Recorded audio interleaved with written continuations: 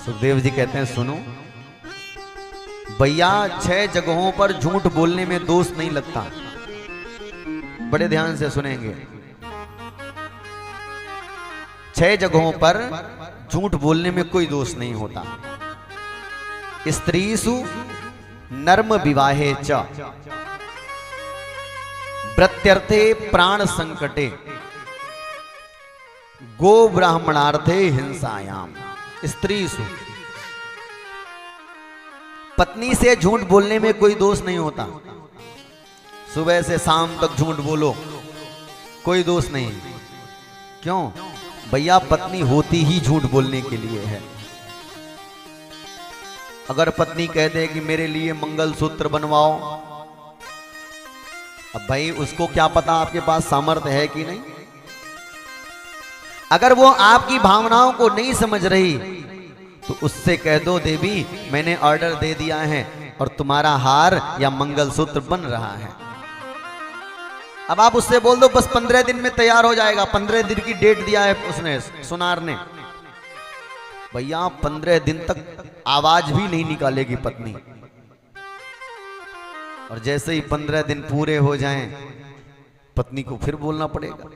पत्नी फिर से बोले मेरा मंगलसूत्र, तो आप कह दो सोनी जी अभी मर गए हैं, अब 13 दिन और लगेंगे। और भैया ऐसे ही ऐसे झूठ बोलने में, पत्नी से झूठ बोलने में कोई दोष नहीं। स्त्रीसु नर्म विवाहे च, अगर हमारे झूठ बोलने से किसी का विवाह हो रहा हो, किसी का घर बस रहा हो, तो वहां भी हमें झूठ बोल देना चाहिए। वहां पर झूठ बोलने में दोष नहीं लगता।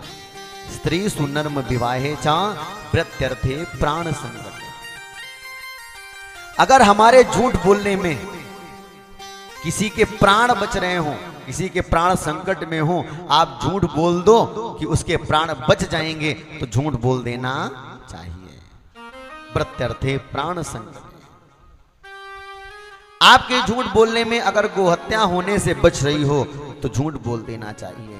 अगर किसी ब्राह्मण का अपमान हो रहा हो, कहीं हिंसा हो रही हो, तो वहां झूठ बोलने में दोष नहीं लगता।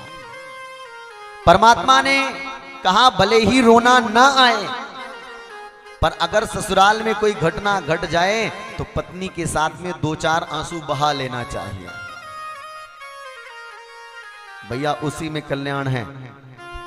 बोलिए बांके बिहारी लाल की।